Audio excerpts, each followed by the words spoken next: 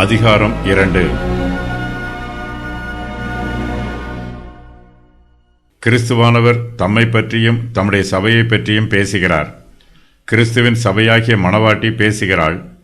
இயேசு கிறிஸ்துவோடு ஐக்கியமாய் இருந்தபோது தனக்கு உண்டாயிருந்த சந்தோஷத்தையும் ஆத்தும திருப்தியையும் நினைவு கூறுகிறாள். மணவாட்டி கிறிஸ்துவின் அன்பை அன்போடு அங்கீகரிக்கிறாள். மணவாளனுடைய அன்பையும் கிருபையையும் பகிர்ந்து சொல்லுகிறாள். மணவாளன் மணவாட்டியிடம் நெருங்கி வருகிறார்.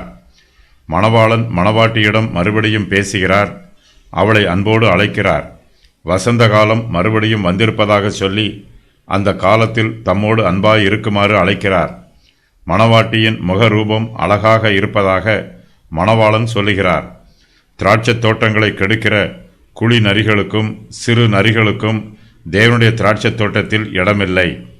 மணவாட்டி மணவாளனோடு ஐக்கியமாய் இருப்பதில் சந்தோஷமாய் இருக்கிறாள். மணவாளனுடைய வருகைக்காக ஆவலாய் காத்து கொண்டிருக்கிறாள். நம்முடைய இருதயத்தில் கிறிஸ்துவின் அன்பு நிரம்பி இருக்க வேண்டும். பரலோகத்தை வாஞ்சையாய் எதிர்பார்க்க வேண்டும். இந்த அதிகாரத்தில் சொல்லப்பட்டிருக்கிற சத்தியங்கள் கிறிஸ்துவின் அன்பையும் நேசத்தையும் நமக்கு விரிவாக தெளிவுபடுத்துகிறது.